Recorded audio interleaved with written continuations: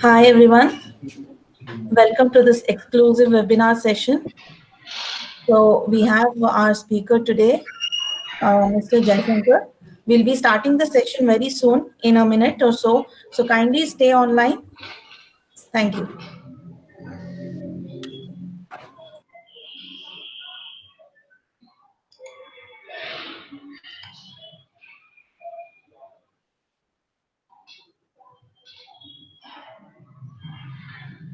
The volume is very low.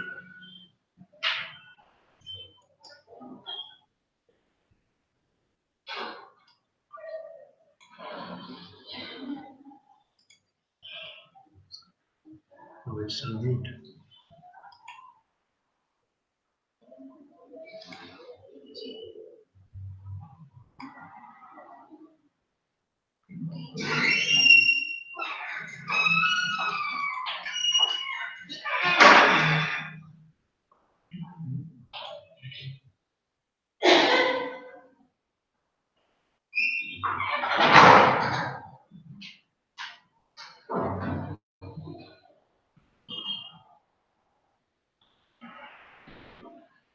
Okay, good evening everyone, and welcome to this career talk on possibly the two hottest areas in finance today,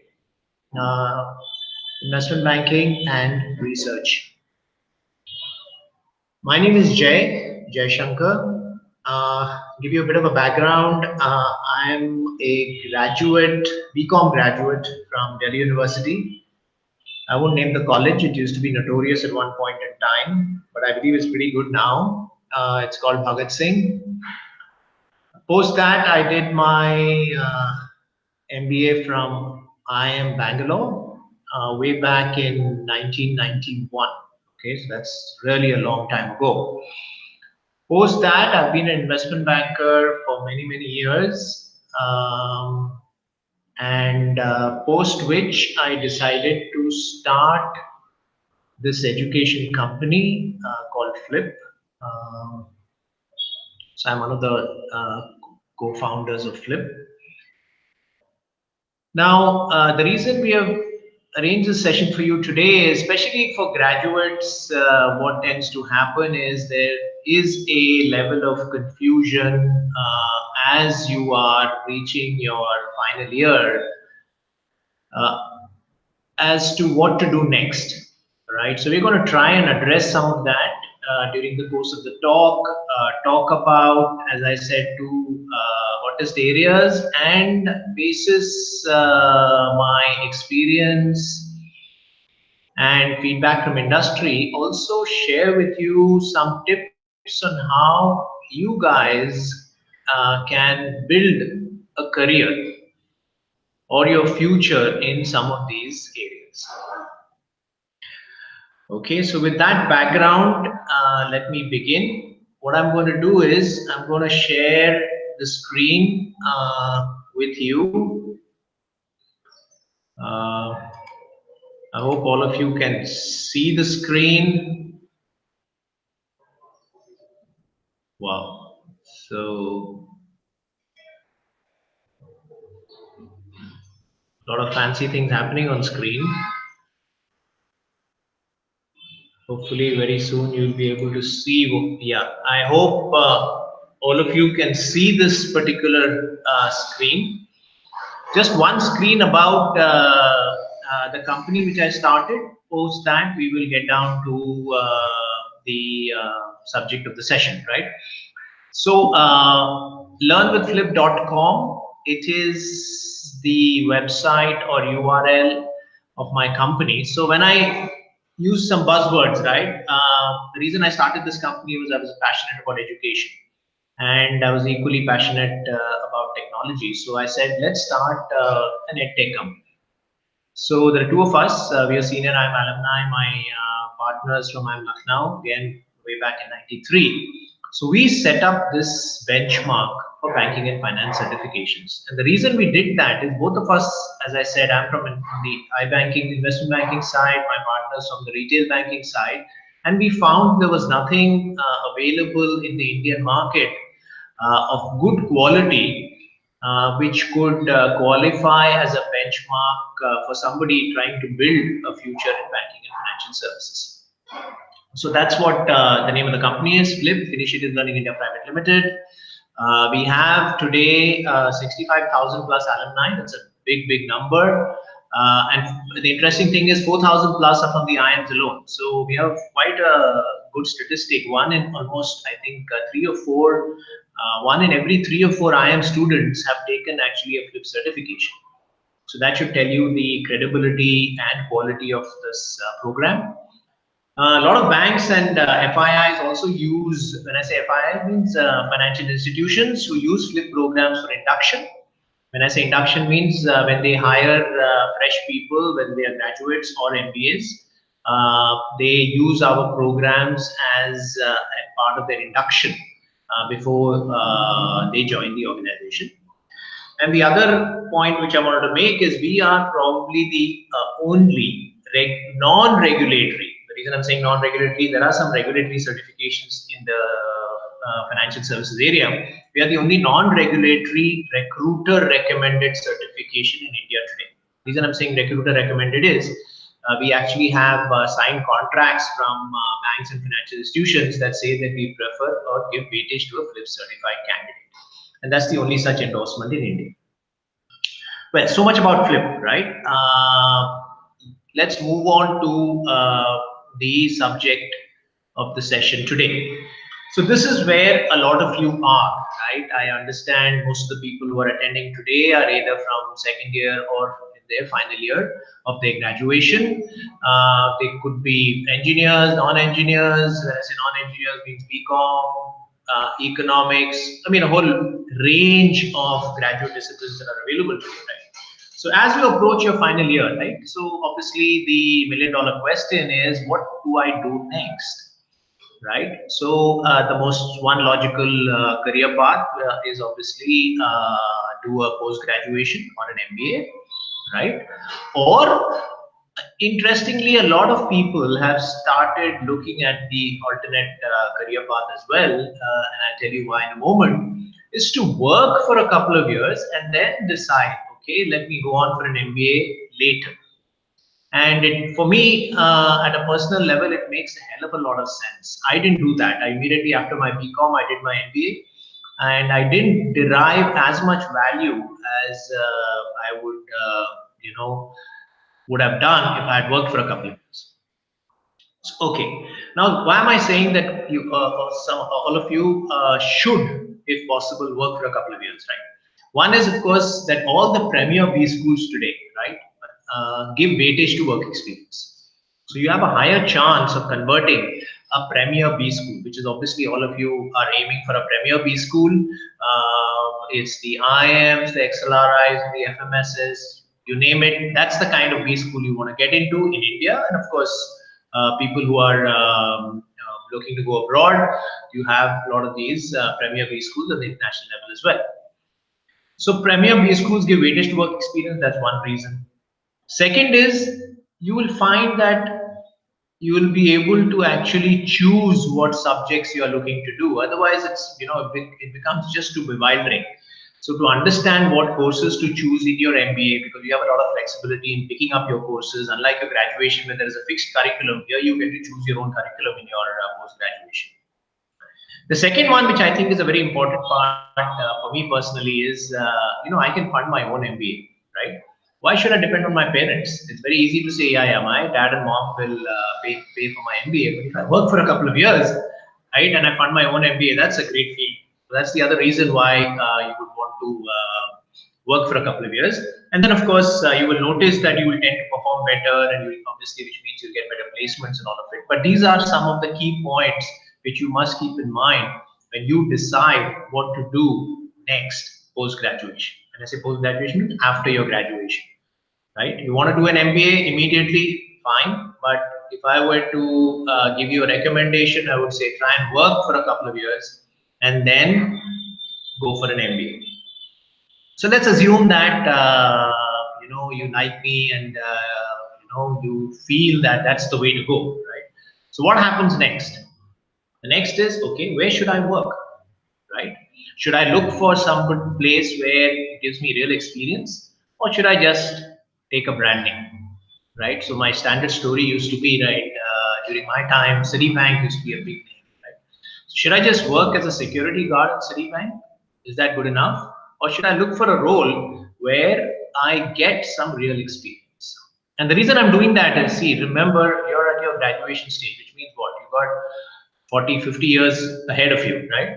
So you want something substantial on your CV. So you need something which you can talk about in your interviews. So what kind of qualification, what kind of investment should I do over the next couple of years, which can help me, right, enrich my CV and power my career, and it really makes a difference. Then I come to the two areas that I'm talking about. So can I get both, right? When I say all of this, finance experience, yes. A good brand name, yes. So when I look at this combination and I say, okay, what are the hot career areas today for a graduate who is interested in a finance future? Okay. When I ask myself this question, and you should be asking yourself the same question, the two big areas, and the reason I say big areas is areas where graduates are not preferred, but graduates are hired, and an area which is growing, whether you talk about India or overseas. And what are the two broad areas? First is investment banking or iBanking, and the second is research. Okay, and we will drill down into each of these as we go along. Okay, so investment banking and research, which is why we have focused our career talk today on these two areas. And this is where premier graduates like you would look to join some of these areas, right? Obviously, the whole world is open to you, but these are two areas which we feel are hot, have a great future ahead, and even if you wish to do an MBA later, will act as a good stepping stone for converting a premier B school, whether in India or abroad. Okay. So let's first look at investment banking, right? Investment banking, aka iBanking, right? A lot of people, use this word and say, I want to be an iBanker. I was so thrilled when I could say that, that I've joined investment banking. So let's try and understand what this field is, and specifically for graduates, what kind of openings or what kind of roles are available to all of you. So when I say what is investment banking, I've put down some broad points. Okay, so the first thing which you need to know is investment banking is an extremely competitive area. Why am I saying competitive? You know the population of India, right? Just imagine the entire 1.3 billion people want to get into investment banking. That's how competitive this field is, right? So there's going to be 10 openings and there is going to be 10,000 people looking for that job. That's how competitive this area is. The second is you guys are all premier graduates, right? It's an extremely aspirational area because of this. Why? Just because there are openings are limited and there is a huge number of people just waiting to get their legs into this space. And the good thing is that it's open to both graduates and MBAs, right? In India, we do have a caste system. When I say caste system means that, okay, certain jobs are available only if you're an MBA, right? Within that, if you're an MBA from IIM, then you get ye naukri milega. If you're not from IIM, then you will not get this job, right? So there is, unfortunately, in India today, there is a bit of a caste system. But overseas, believe it or not, right? A lot of my colleagues, I used to work for a bank called Deutsche Bank, which is a German bank. Most of my colleagues in Singapore were graduates. And I said, hey, What the hell? Yeah, I did 2 years of my MBA, slogged it out, and I have all my colleagues who are like 20, 21 years old. They're doing the same thing as me, and they have graduated from some graduate school in Singapore. So overseas, you will not have that problem. Okay, but in India there is. But investment banking as a field is open to both graduates and MBAs in India as well, right? And the reason I'm saying that is the topic we are talking about in investment banking. I want to highlight the areas which are open to graduates as well. That is what we will spend our time on, because that is what is relevant to all of you, right? So what does iBanking entail? So if I look at the broader definition of iBanking, in fact, even research comes technically within the field of iBanking. Okay, so iBanking has three broad components. One is extremely some very niche areas which are open to only MBAs. So let's not talk about it. Those are areas like private equity, mergers and acquisitions, right? So you can look at something like this post your MBA. The other big area in investment banking relates to global financial markets. Okay, global financial markets means any kind of market where financial instruments are traded. What are the financial instruments? If you guys have done your basic reading, equities, bonds, foreign exchange, right? So there are a whole load of products that get traded, and that is the other big area, and that is what is defined as investment banking internationally. Okay, in India, the word investment banking also includes some of these subjects like mergers and acquisitions. But when I talk about investment banking globally, it refers more to global markets, products, and process. So that's what we are going to focus on. So what is this fantastic? When I say fantastic, means fascinating. That's what I find it extremely fascinating. If you just open a financial newspaper today, which I think you should if you are trying to build a career in finance, not just the Times of India, the entertainment section or the sports section, is there are so many things happening, right? If you read about what happened yesterday in the UK, Theresa May lost, and there's words about Brexit. I mean, there are so many things happening in the global market space that is just too fascinating to me, right? So, what are you guys going to be involved in, right? You will be involved in transactions related to financial markets. And the kind of roles that typically open out to you are in financial markets, not related to India, and I'll tell you why, but it's more to global financial markets like the US, the UK, or Europe. And the reason I'm saying depending on the organization is depending on the kind of organization you join. If you join an American bank, then obviously the focus is more on the US. If you join a European bank, it will be more on Europe and UK, so and so on and so forth. So in terms of geography, we are not talking India so much, okay? We are talking US, UK, Europe. Financial transactions related to markets in the US, UK, and Europe. Second, when we talk about developed markets like the US, UK, and Europe, right? We are not talking about vanilla products. The reason I call them vanilla is equities, bonds, foreign exchange, FX as it's called. They're all what we call vanilla products overseas. Okay, the products which are dealt overseas are what I call the tutti fruities of the chocolate chips. Okay, which are derivatives, exotics like compound options. I mean, I don't even want to scare you with such names, but there's a whole load of products which are available in the financial markets today, and you will get an exposure to all of this just as a graduate. Okay, so it's a huge world out there, and depending on the kind of organization you join, you will get a fair amount of exposure. The reason I'm saying a fair amount of exposure is, let's face it, right? You're a graduate. It means you are joining as the junior most person in the organization, right? Okay, so you will obviously have a fairly limited view, but a fairly in-depth view of what this area is all about, and that is where your experience kicks in. If you can work in such an organization for a couple of years, you can do wonders to your CV. So that's investment banking relevant to graduates, which is related to global markets, products, and process. Okay, so the reason I'm saying products and processes, you will get exposed to the different products which are traded, and you will be involved in the actual processing of these transactions. That's why it's called products and process.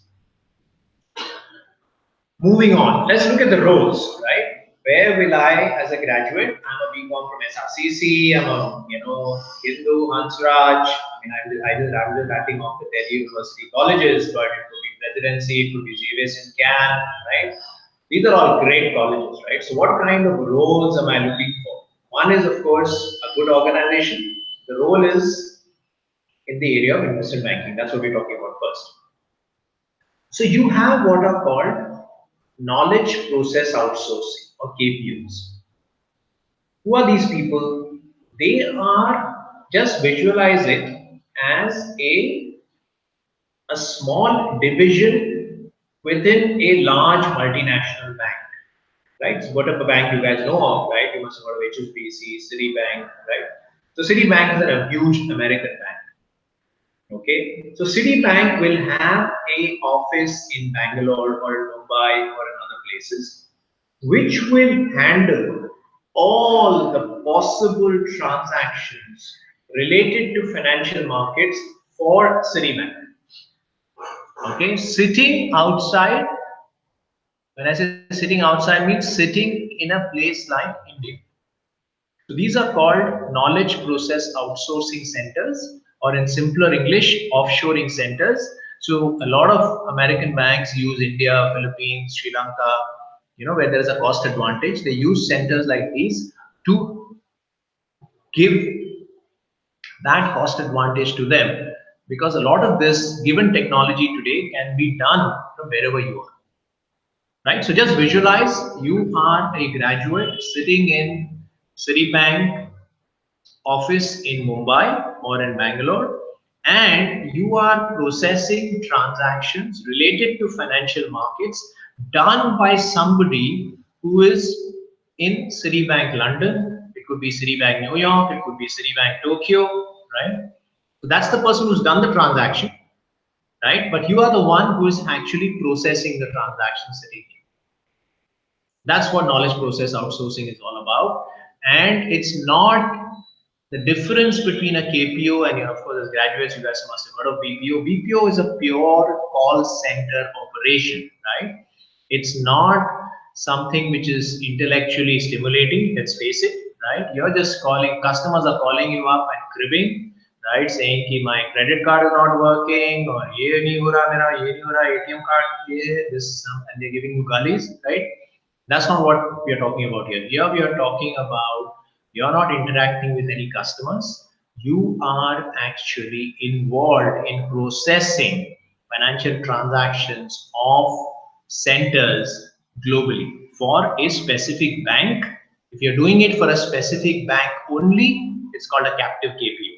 Okay, but if you're doing it for multiple banks, there are agencies in India today which have multiple banks for whom they work for. So those are called third-party KPOs. These are the two broad categories which offer you these investment banking roles.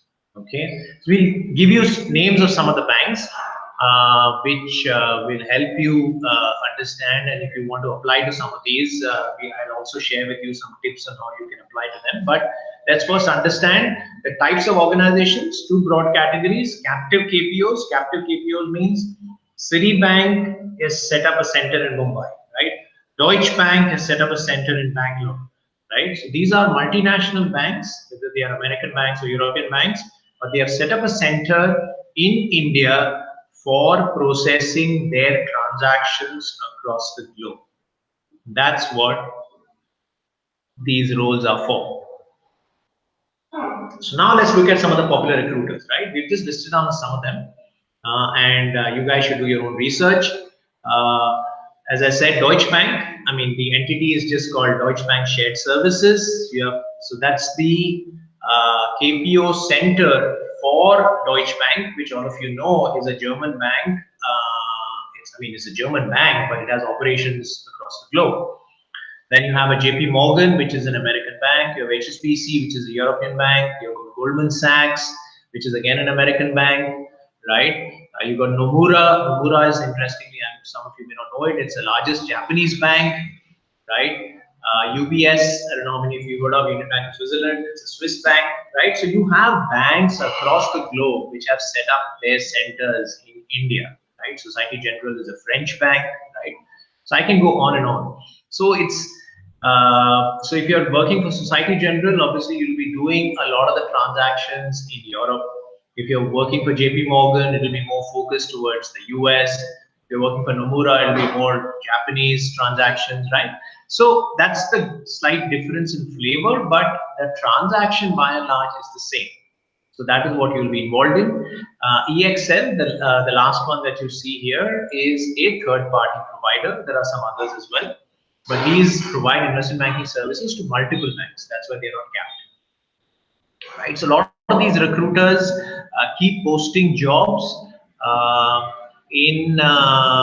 their own website, careers website, as well as, of course, in the popular job sites. I'm sure all of you know, Shine and Naukri and Monster and whatever, all those places. So that is an area which all of you should seriously look at. So that is investment banking.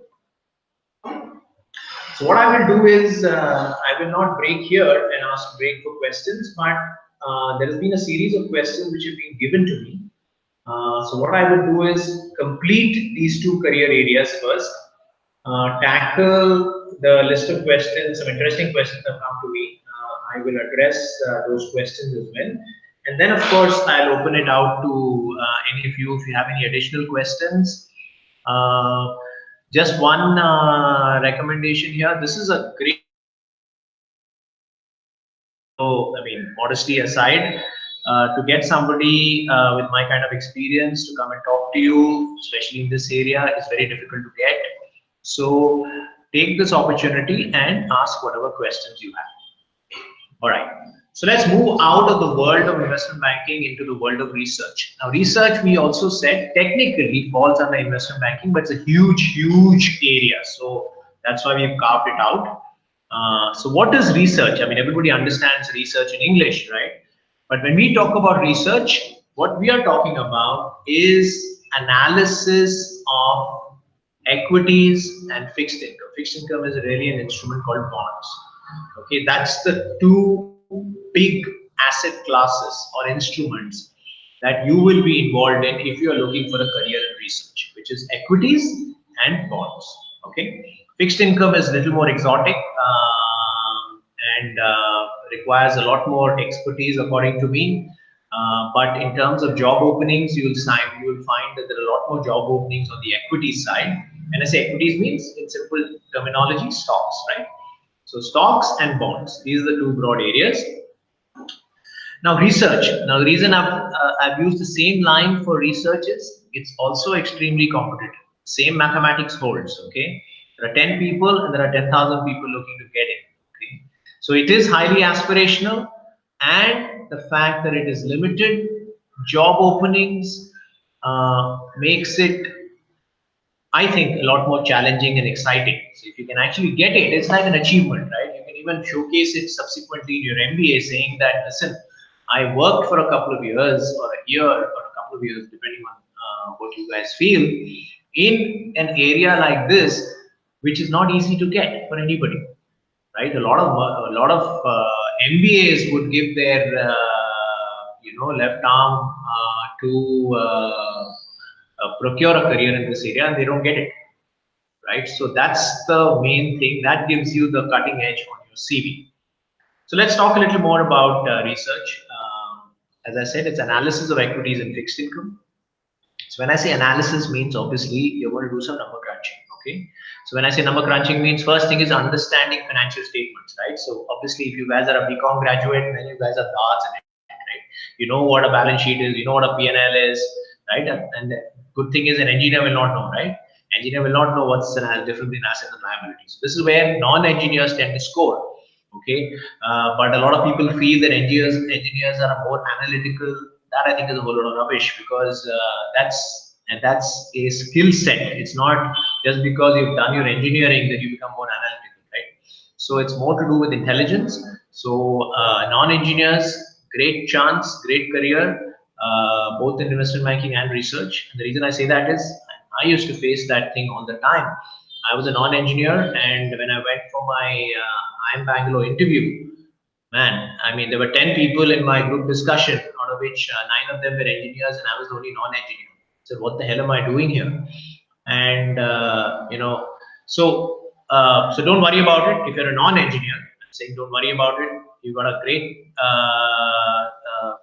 opportunity ahead of you in both investment banking and research, because both these areas, especially investment banking, don't want engineers. In fact, they prefer non-engineers. Research is a little iffy. Some people may prefer engineers, and some people are open to both. Okay. So understanding financial statements, doing some trend analysis. Trend analysis means, okay, the sales were 100 crores today, this year, next year is 200 crores. So, so you do some kind of trend analysis. There's something called valuation. We're not getting into some of these subjects yet, because if you were to do a particular course in this area, you get a lot more exposure to some of these things that I'm talking about. These terms may sound a little Greek to you right now, but this is what research entails, valuations. And finally, the outcome of all this research is really to give a recommendation whether to buy or sell that particular asset class. Okay, so you will do a research on, let's say, a company like, let's say, what, I don't know which one, let's say Infosys, right? So you do HR research, you do some major analysis, number crunching, look at various things, and finally say, okay, should I buy the Infosys stock or should I sell the Infosys stock? Right? The same thing applies to, if you were to do the same thing for the American stock market, you will do all this analysis and say, should I buy Coca-Cola or should I sell Coca-Cola, right? So the techniques are the same. It's just a question of whether you're doing research for the Indian market or whether you're doing research for the US or the UK or the Japanese market, as the case may be. So that's the broad idea about research. So if you're doing equities, your final recommendation will be to buy or sell the particular stock. If it's fixed income, the final outcome of your research is to determine or recommend whether you should buy or sell a particular bond. Right? So bond comes with a particular maturity. Should I buy the 5-year bond? Should I sell the 5-year bond? That's the outcome of research. But obviously, there's a whole load of tools that are available today by which you can do some research. We are not going to get into details, but you will find there are two broad areas. One is fundamental research, and the other is technical research. Technical research tends to be, from a job perspective, limited. So I'm focusing on the fact that look at an opportunity or a career opportunity in the area of fundamental research. Okay, moving on. So let's look at the same thing in the research space, right? So research space, if you remember the iBanking space, you had captive KPOs and third-party KPOs, right? That's what he spoke about. Similarly, in research, again, is an area which can easily be outsourced to centers like India or the Philippines, right? So you have the same players, okay? I say the same players means a Goldman Sachs, a JP Morgan, a Morgan Stanley, who have large financial market portfolios. When I say financial market portfolios, means equity portfolios or fixed income portfolios, would get somebody sitting in India. We're obviously far more intelligent than the rest of the world, right? So get somebody sitting in India to do the research and come out with a recommendation, which then the bank overseas will then recommend, saying, okay, fine, you can buy. I think my research analyst recommends that you should buy Coca-Cola, or you should buy General Motors, or you should buy, ExxonMobil. So that's what you will be doing here. This is, when I say captive KPOs and third-party KPOs, we are talking about doing research for international markets. Okay. The first item which you see there is brokerage firms or advisory firms, more appropriately called. They are doing the same thing, but for Indian markets. Okay, so you have a series of advisory firms. We will list them out shortly. So you can either do research in Indian markets, or you can join these KPOs where you will be doing research for international markets. That's the broad categorization. All right. Now, let's go back to the caste system, right? So brokerage is what tends to happen is that they don't take in, especially in the Indian market, right? Don't take in too many graduates at entry level. When I say entry level, means they look for people with some experience in research.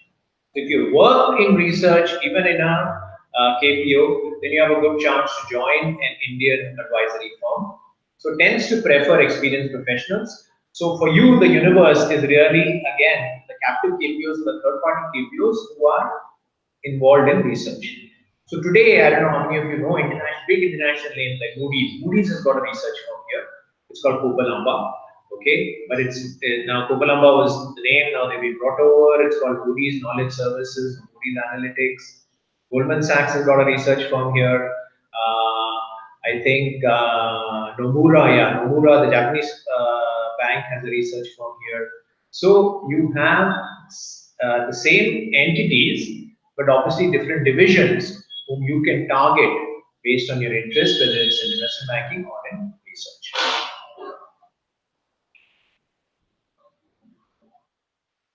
Who are the recruiters here? We've listed some for you.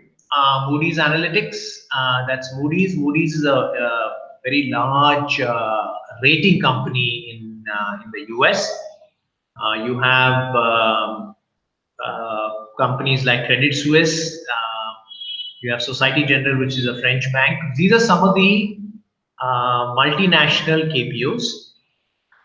The third-party KPOs in India who do research are CRISIL. CRISIL you may have heard of. CRISIL is a research company, is a credit rating company, but also has research.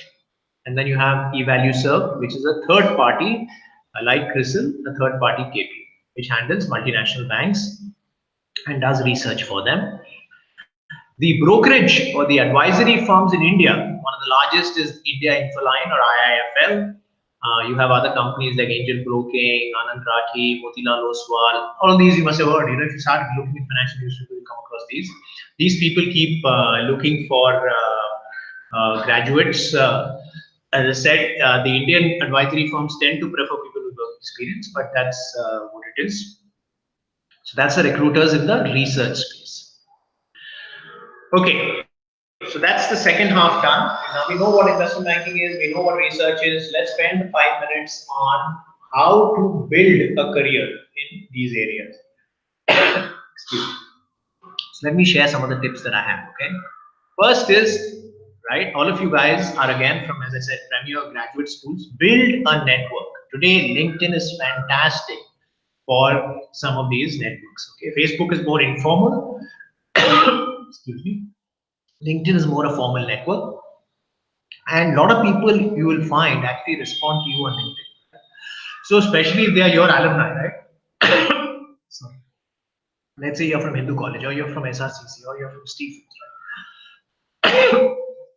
You will be able to reach out to your alumni, look at the profile of that person on LinkedIn, and excuse me, and you will be able to just send them an invitation, right? And you will be able to build your network. And you will notice that if you're a SRCC alumni, if you're an SRCC student, any of your seniors would be happy to accept your invitation. So that's the first step, okay? So get into a network, okay? It could be your alumni, there would be research communities, will be investment banking communities, okay?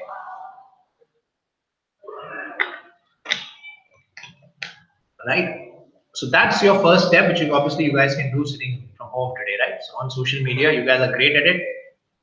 That is step one. Fine. What is step two? That's the tougher part, right? Step two is to make sure that your CV is different from the, what did we say the ratio was? 10 jobs, 10,000 CVs, okay? And remember, 10,000 CVs were as good as yours, okay? I mean, today, even 100% doesn't seem to be good enough, right? So we are in that world out there where every little mark up to the third decimal seem to matter. So all the CVs look pretty identical. So I need to put in something in my CV which grabs the recruiter's attention. Okay, so try and see what you can put on your CV, right? Some project in that area or a certification in that area. It could be anything, but you must look for something which will grab the recruiter's attention, right? Because as I said, getting, I mean, percentages above 90, etc. Everybody and uncle seem to have it today. So that is step 2. That is differentiate your CV. What is the certification? The reason I say a certification is that is something which a recruiter tends to look at. Okay, and it also a lot of times, I can give you this insight tip, tends to guide the interview.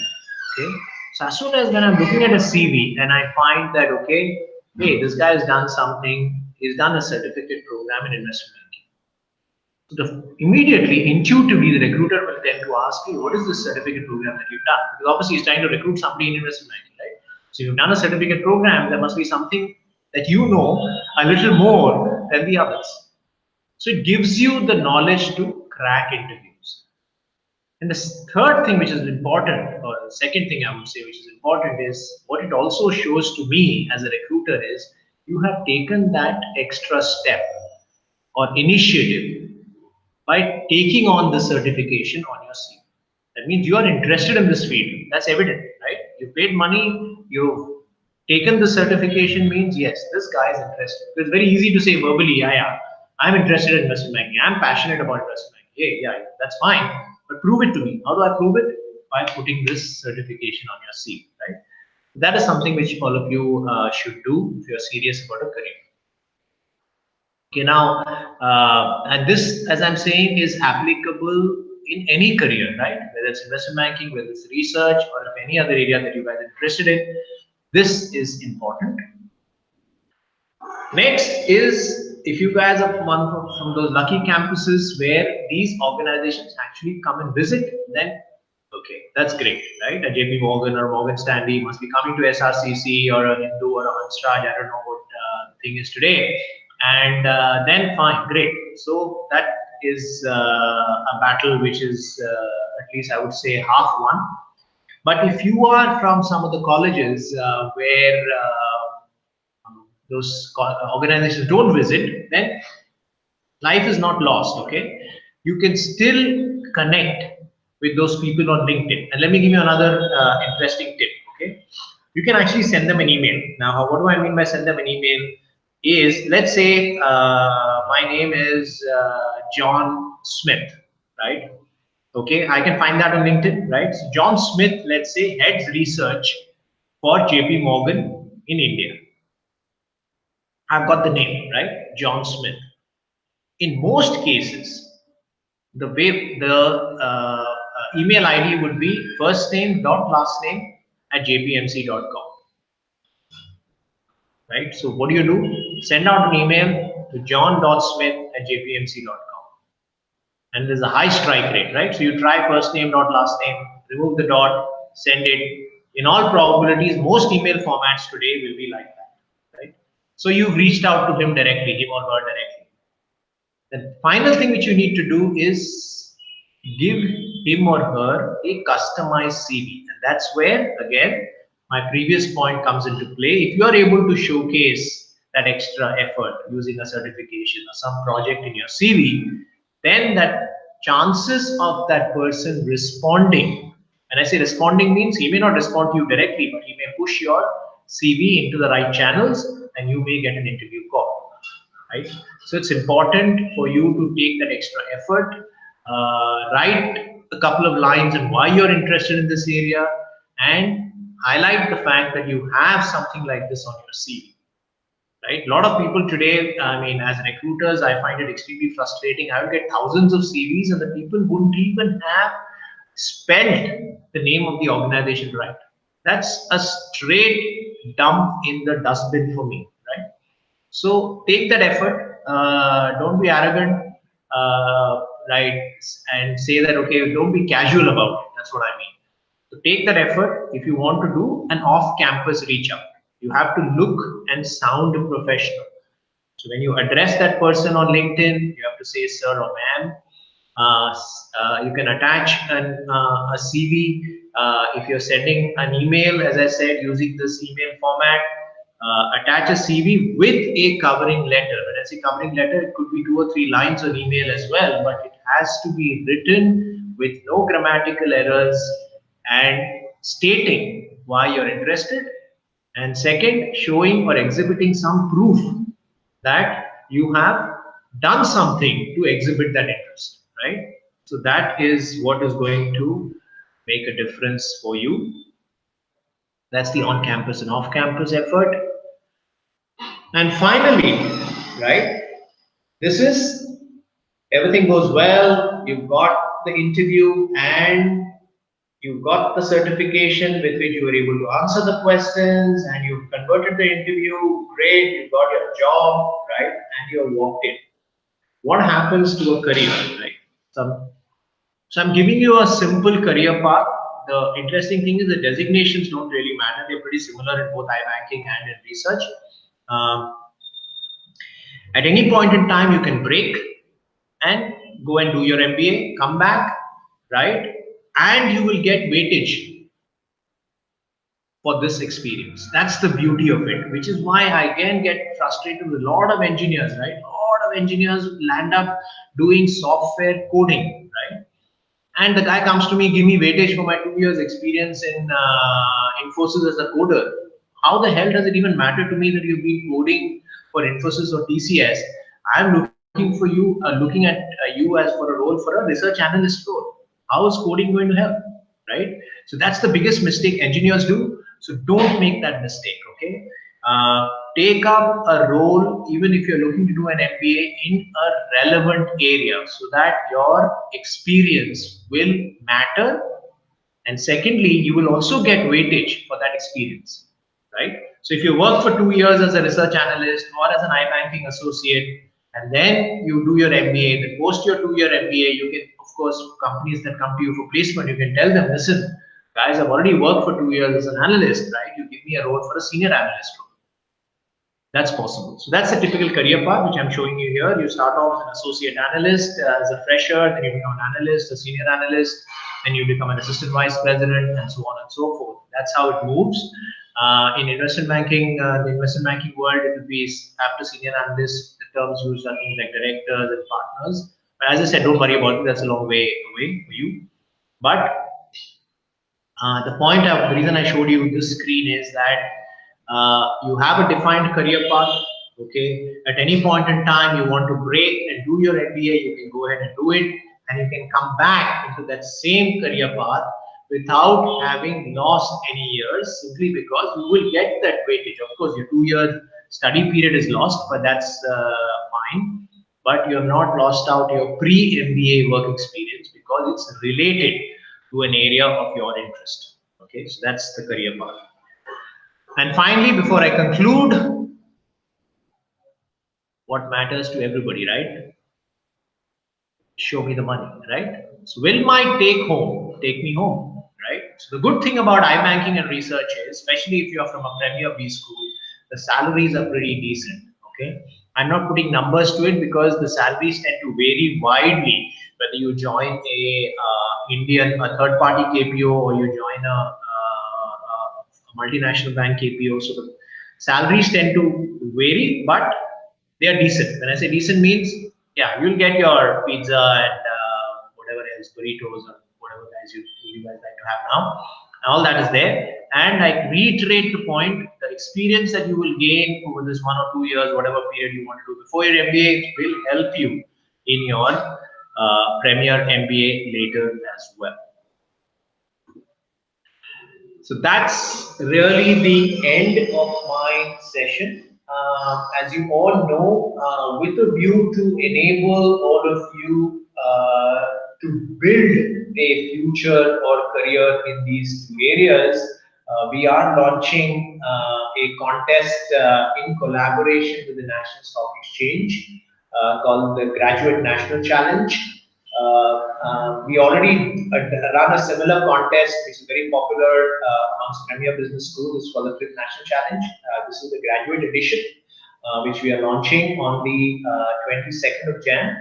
and there's early bird registrations, and I'm sure there are a lot of goodies which will be given to you. So all that you guys should find out, and this will actually help in putting that cutting edge on your CV and differentiating your CV as you embark on the next 50 years, right? And your CV will start looking better and better as you go along. So watch out for these dates. It's around the corner. Take an effort and do this so that depending on whichever area you're interested in, as I said, and take it as a contest. You get an all India ranking. You get cash prizes if you get to the top. So a lot of nice things awaiting you, and obviously it is a certification co-branded by us, Flip, and the National Stock Exchange. So you carry weightage in the industry as well. So with that, let me thank all of you for your patience. Let me address some of the questions that have come, and then I'll open it out, right? So, don't worry, I put up the questions here for you to see as well. So don't worry about it. So various people have said, okay, investment banking as a career requires a lot of finesse. So what are the essential skills required, right? Now, skills required at a graduate level is not that you have developed a lot of skills, okay? So what we are looking at essentially, if I were to interview you for a research analyst role or for a high banking role in global markets, is your ability to understand finance, okay, the ability to, of course, raw intelligence, which would obviously be there, and some extra knowledge in some way that you can provide to me to say that I am passionate or interested in this area, right? So that's really what it is. It's not specific skill sets that I'm looking at a graduate level. But some of these broader things which I would be interested in. If I'm looking at research, I would also be looking at some good written English. So if you're good at that, that's an added advantage. Future of investment banks in India, I mean, as I said, investment banking is a growing field. And when I say investment banking here, I'm talking about the global financial markets part. Indian markets itself are booming, as you all know, and even globally, there are a lot of interesting things that are happening. So that's there.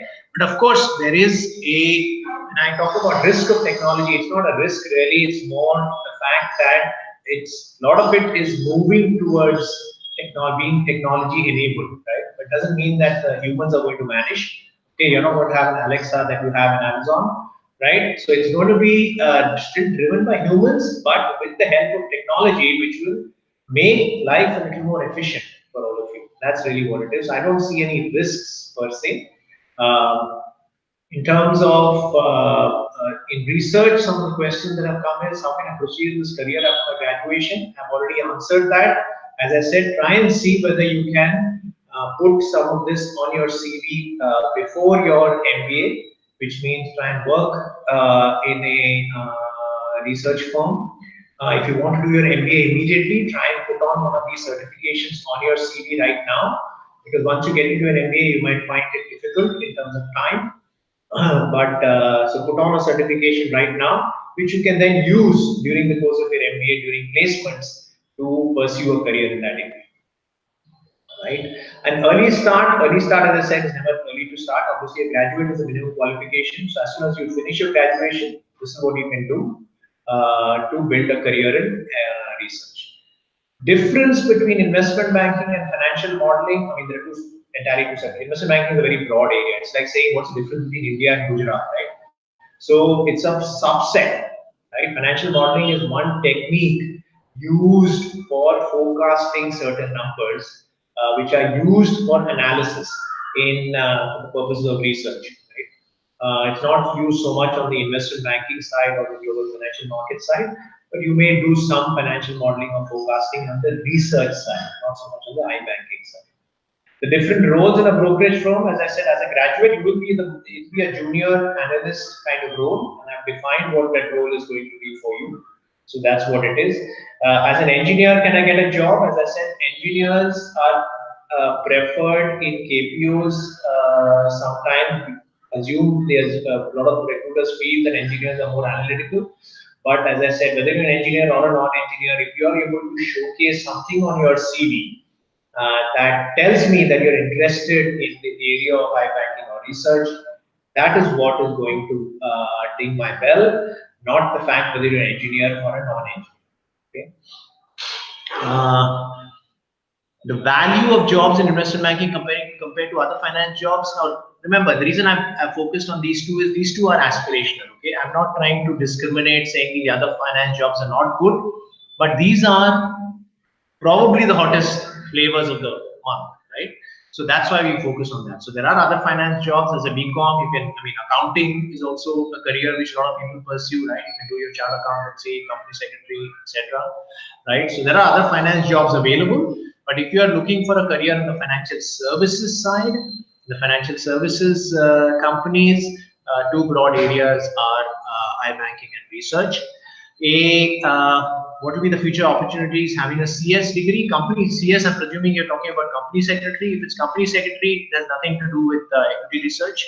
Company secretary relates more to compliance and legal.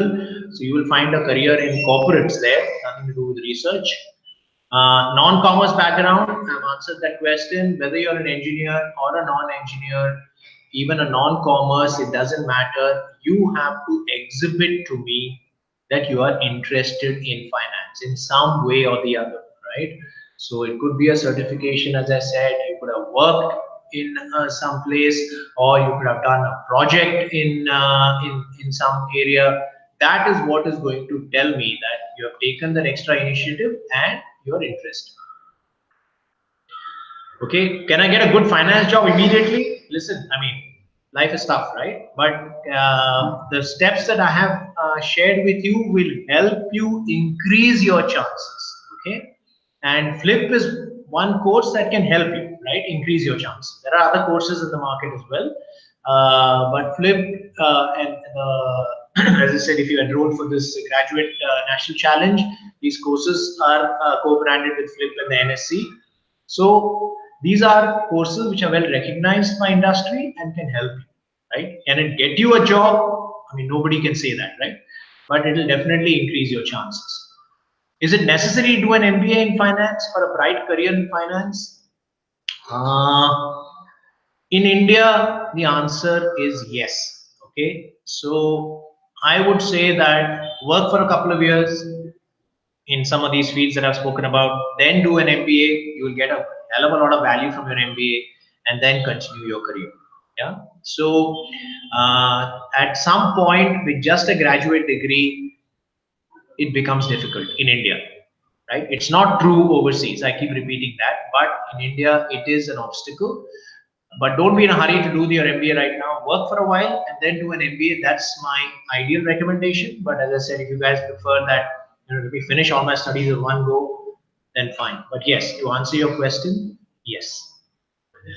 So that's broadly the questions that came. I have answered most of them, and now I'm happy to answer any other questions that any of you will have.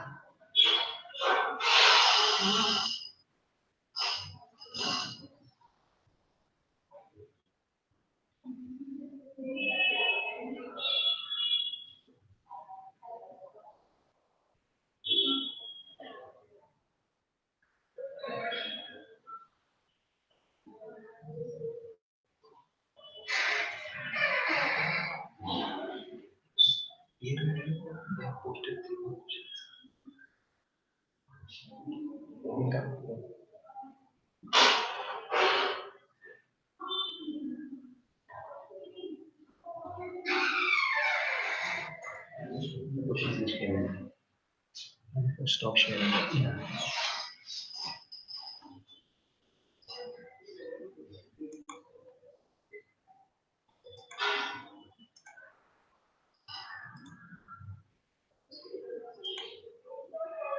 Keep this screen on.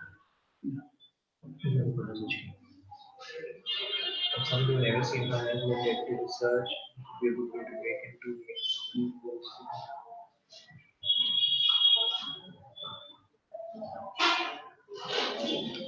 Okay, so if she's gonna unmute me, then I can answer this question.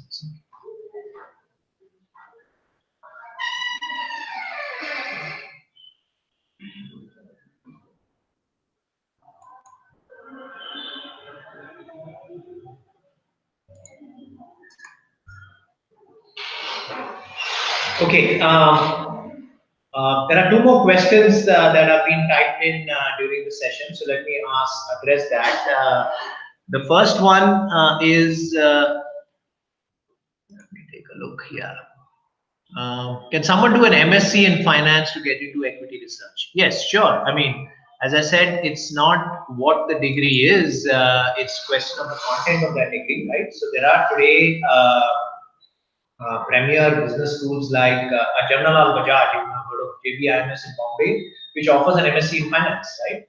So yes, so you can do a postgraduate degree in finance. It could be an MBA or an MSc, but remember, do an MSc or an MBA from a good business school. Okay, that's going to define your career. Today in India, as I keep saying, there is a caste system.